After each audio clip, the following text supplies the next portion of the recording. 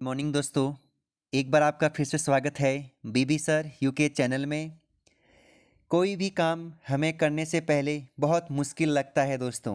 तो 30 तारीख को भी आपको लग रहा होगा कि बहुत डर लग रहा है कि पेपर में इस बार क्या होगा, यूटेट क्वालिफाई होगा या नहीं होगा। तो कुछ काम नहीं करना, आपको बढ़िया तरीके से अधिक मॉडल टेस्ट लगाना है 30 तारीख के लिए। बढ़िया तरीके से पेपर को ईजिली आप लोग पास कर ले जाएंगे।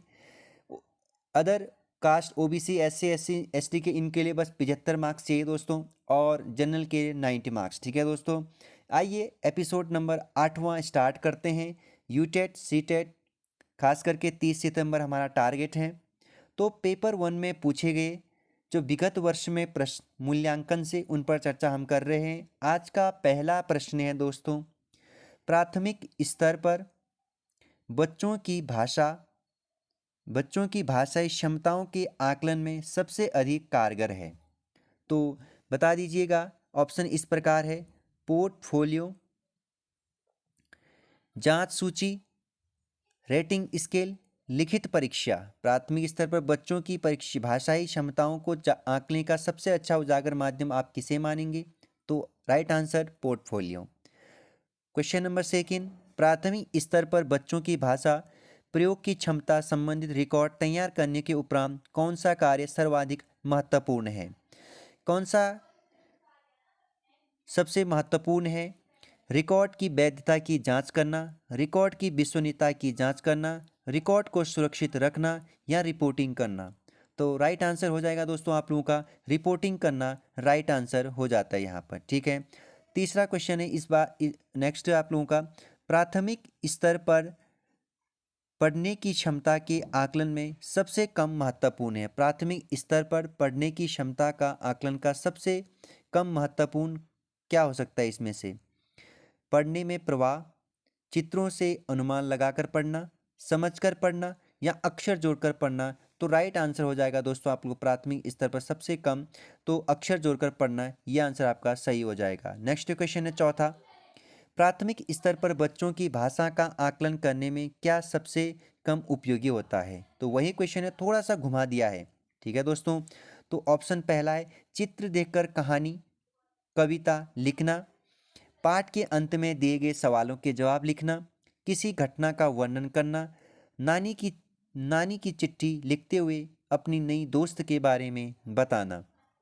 प्राथमिक स्तर पर बच्चों की भाषा का आकलन करने में सबसे कम उपयोगी जिस चीज़ का होता है दोस्तों यहाँ पर, वो होता है आपका चौथा का बी। ठीक है दोस्तों, पाठ के अंत में दिए गए सवालों के जवाब लिखना। ठीक है, क्वेश्चन नंबर 5वां।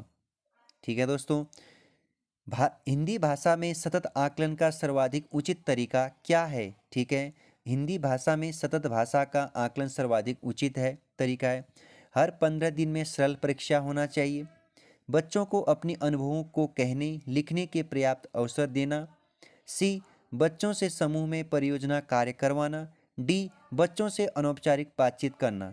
तो बताइए आप लोगों का दोस्तों राइट आंसर क्या हो जाएगा? बच्चों को अपने अनुभवों को कहने लिखने के पर्याप्त अवसर देने चाहिए। हिंदी भाषा में सतत आकलन का सर्वाधिक उचित तरीका यही माना जाता है। ठीक है दोस्तों, क्वेश्चन नंबर 6, किसी प्रकार किस प्रकार का प्रश्न प्राथमिक बच्चों की भाषाई क्षमता का आकलन करने में सर्वाधिक सक्षम है? मतलब किस प्रकार के प्रश्न प्राथमिक बच्चों की भाषा क्षमता का आकलन करने में सर्वाधिक सक्षम आप पाएंगे एज ए टीचर होने के नाते? पाठ में से 4 संज्ञा शब्द छांटिए, कहानी को दोहराइए, सी याद की गई कविता सुनाइए, किसी दृश्य का वर्णन कीजिए। तो बताइए दोस्तों इसमें राइट आंसर किसे मानेंगे आप? तो राइट आंसर हो जाएगा दोस्तों आप लोगों का इसमें डी, किसी दृश्य का वर्णन कीजिए। ये प्राथमिक स्तर के भाषाई बच्चों के ज़्यादा आकलन करने में फायदेमंद रहता है। 8वां क्वेश्चन, भाषा आकलन में कौन सा तत्व सर्वाधिक महत्वपूर्ण है? आप किसी की भाषा का आकलन कर रहे हैं तो सर्वाधिक महत्वपूर्ण किसे मानेंगे आप एज ए टीचर क्लास में? सुलेख, भाषाई संरचनाओं पर आधारित प्रश्न, विविध अर्थ वाले प्रश्न पूछना या श्रुत लेख। तो राइट आंसर आप लोगों का हो जाएगा दोस्तों आप इसमें भाषाई संरचनाओं पर आधारित प्रश्न, ठीक है, सर्वाधिक महत्वपूर्ण माना जाता है। 8वां क्वेश्चन है, हिंदी भाषा के सतत और व्यापक मूल्यांकन के संदर्भ में कौन सा कथन उचित नहीं है? कौन सा कथन उचित नहीं है? तो बता दीजिए। ये है, यह बताता है कि बच्चों को किस तरह की मदद की ज़रूरत है। यह बच्चों के संदर्भ में ही मूल्यांकन करता है। यह बच्चों को उत्तीर्ण अनुत्तीर्ण श्रेणियों में विभाजित करने में विश्वास रखता है। तो सतत मूल्यांकन के संदर्भ में कौन सा उचित नहीं है, इसको देखिएगा खास करके। उचित नहीं है या नहीं है, क्या पूछ रहा है क्वेश्चन में। हमेशा बच्चे सबसे पहले पढ़ते हैं तो आंसर गलत कर देते हैं, ठीक है। तो राइट आंसर यहाँ पर बी है, यह बच्चे के संदर्भ में ही मूल्यांकन करता है, ठीक है दोस्तों। इसके बाद क्वेश्चन नंबर आप लोगों का 9वां हो जाएगा, ठीक है दोस्तों। 9वां क्वेश्चन, पाठ पढ़ाने के बाद किस तरह के सवाल बच्चों की समझ का मूल्यांकन करने में सहायक नहीं होते हैं। ये कह रहे हैं कि अगर पाठ पढ़ने या पढ़ाने के बाद आखिर बच्चों की समझ का मूल्यांकन करने में सहायक नहीं होता है, कौन से वह प्रश्न है। यदि तो वाले प्रश्न, पढ़े गए पाठ से जोड़ते हुए अपनी निजी अनुभवों को व्यक्त करने वाले प्रश्न, क्यों कैसे वाले प्रश्न, क्या शिक्षा मिलती है वाला प्रश्न।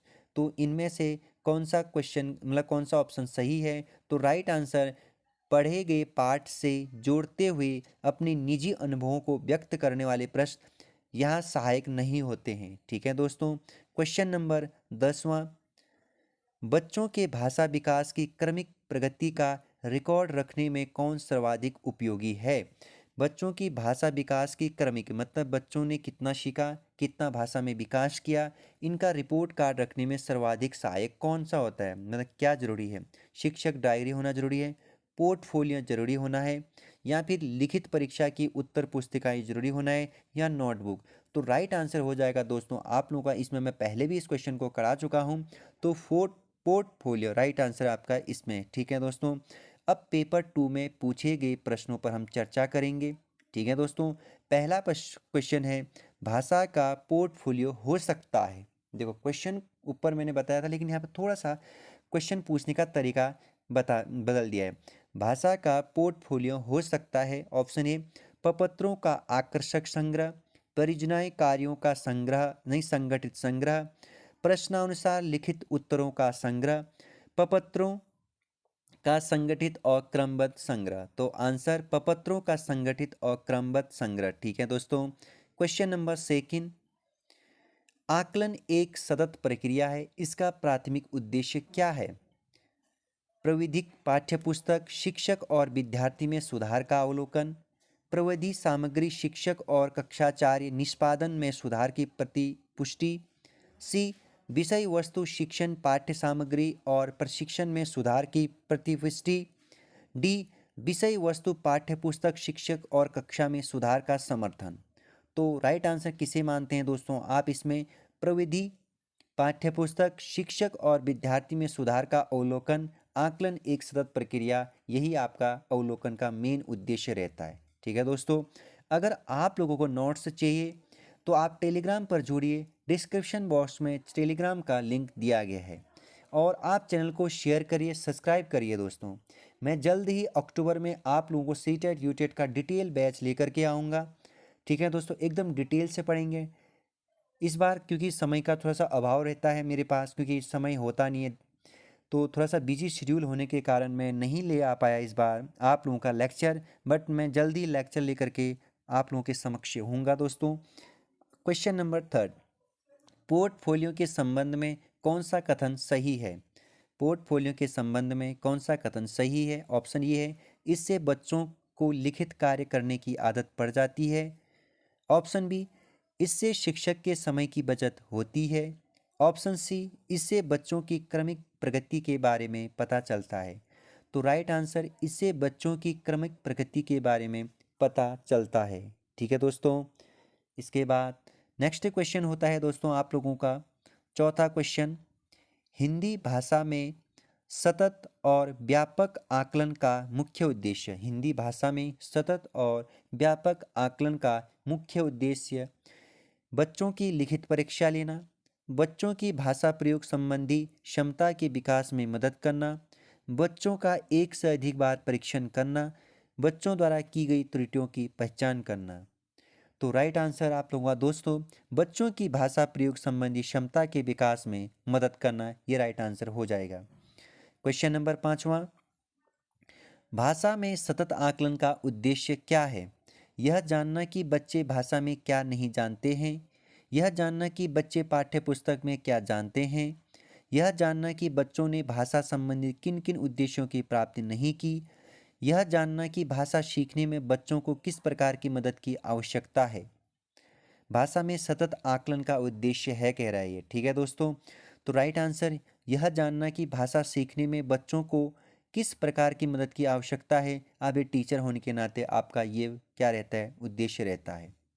छठा क्वेश्चन है दोस्तों इसके बाद, बच्चों की भाषाई क्षमता की क्रमिक प्रगति के बारे में बताने में सर्वाधिक मदद करता है, कौन करता है? ठीक है दोस्तों, बताइए। पोर्टफोलियो, लिखित परीक्षा, अवलोकन या जांच सूची। कई बार इस क्वेश्चन को करा चुका हूं मैं। भाषा की क्षमता का क्रमिक प्रगति देखना है तो आप लोगों को पोर्टफोलियो तैयार करना होगा। ठीक है। 7वां, रचनात्मक आकलन का सबसे सही तरीका है। कहानी पढ़कर प्रश्नों के उत्तर दो, कहानी पढ़कर प्रश्न बनाओ, कहानी पढ़कर कोई 3 मिश्रित वाक्य बनाओ, या कहानी पढ़ करके 5 मुहावरे छांटो। इस क्वेश्चन को मैं पहले बता चुका हूँ। कहानी पढ़कर प्रश्न बनाओ, ये आपका रचनात्मक आकलन का सबसे सही तरीका होता है। नेक्स्ट क्वेश्चन 8वां, भाषा में आकलन संभव है। भाषा में आकलन संभव है केवल गतिविधियों द्वारा। बी, सीखने सिखाने की प्रक्रिया के दौरान अवलोकन द्वारा। सी, केवल परीक्षाओं द्वारा। डी, केवल परियोजनाएं कार्य के द्वारा। तो 8वां का राइट आंसर हो जाएगा केवल परीक्षाओं द्वारा। ठीक है दोस्तों। Next question number 9। इसमें क्वेश्चन नंबर 8वें का राइट आंसर हो जाएगा दोस्तों, सीखने सिखाने की प्रक्रिया के दौरान अवलोकन करना राइट आंसर हो जाएगा। 9वां क्वेश्चन, भाषा में आकलन करते समय आप किसे सबसे कम महत्व देंगे? भाषा में आकलन करते समय आप एज ए टीचर है तो सबसे कम महत्व किसे देंगे? प्रश्नों के उत्तर लिखना, प्रश्नों के निर्माण करना, परिचर्चा या सृजनात्मकता लेखन।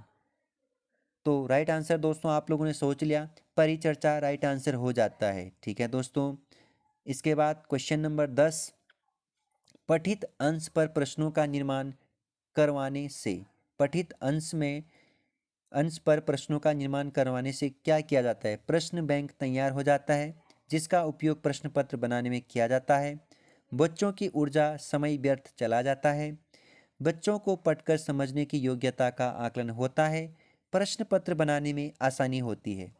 तो राइट आंसर बताइए दोस्तों। बच्चों को पढ़कर समझने की योग्यता का आकलन होता है पठित अंश पर प्रश्नों का निर्माण करवाने से। ठीक है दोस्तों। 11वां क्वेश्चन, हिंदी भाषा में सतत और व्यापक मूल्यांकन करते समय आप किस बात पर विशेष ध्यान देंगे एज ए टीचर होने के नाते? हिंदी भाषा में सतत और व्यापक मूल्यांकन करते समय आप किस बात पर विशेष ध्यान देंगे?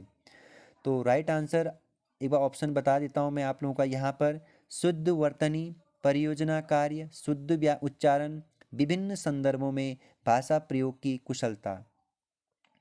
तो राइट आंसर विभिन्न संदर्भों में भाषा प्रयोग की कुशलता। आज का अंतिम क्वेश्चन है, किस प्रकार के प्रश्न बच्चों की भाषागत समझ का आकलन करने में अधिक सहायक नहीं होते हैं? नहीं होते हैं कह रहा है। किस प्रकार के प्रश्न बच्चों की भाषागत समझ का आकलन करने में अधिक सहायक नहीं होते हैं? ऑप्शन ए, पाठ पर आधारित तथ्यात्मक प्रश्न, कल्पनात्मक प्रश्न या कल्पनापरक प्रश्न, या चिंतन परक प्रश्न, या अनुमान परक प्रश्न। तो राइट आंसर अनुमान परक प्रश्न सहायक नहीं होते हैं दोस्तों। ठीक है दोस्तों, आज के लिए इस वीडियो में इतना ही। कल लेकर के आऊँगा मैं फिर से यूटेट सीटेट के लिए एक धमाकेदार वीडियो। लेकिन दोस्तों चैनल पर पहली बार हो तो सब्सक्राइब, शेयर और लाइक एंड कमेंट करिए दोस्तों। अपने दोस्तों के साथ भी शेयर करिए दोस्तों, क्योंकि आपके एक शेयर से किसी को यह पता चले कि विगत वर्ष में किस तरीके के प्रश्न पूछे जाते हैं सीटेट यूटेट में, क्या पता उनका भला हो जाए। ठीक है दोस्तों, तो अधिक से अधिक मेहनत करिए 30 तारीख के लिए। खास करके अगर आप यूटेट पहले पेपर की तैयारी करिए, पर्यावरण पर ज़्यादा फोकस करिए। और सेकंड लैंग्वेज आपने चाहे सेकंड पेपर में चाहे संस्कृत पढ़े हो चाहे इंग्लिश पढ़े हो, तो उन पर अधिक से अधिक प्रैक्टिस करिए दोस्तों, क्योंकि और तो हर कोई कर लेता है, लेकिन सेकंड लैंग्वेज में हमेशा बच्चे गलती कर बैठते हैं, संस्कृत और अंग्रेजी में। ठीक है दोस्तों, तो बार बार उन पर फोकस करिए दोस्तों। मैं जल्द ही और नई वीडियो लेकर के आऊँगा, तो थोड़ा सा जीएस के एमसीक्यूज को भी देखो।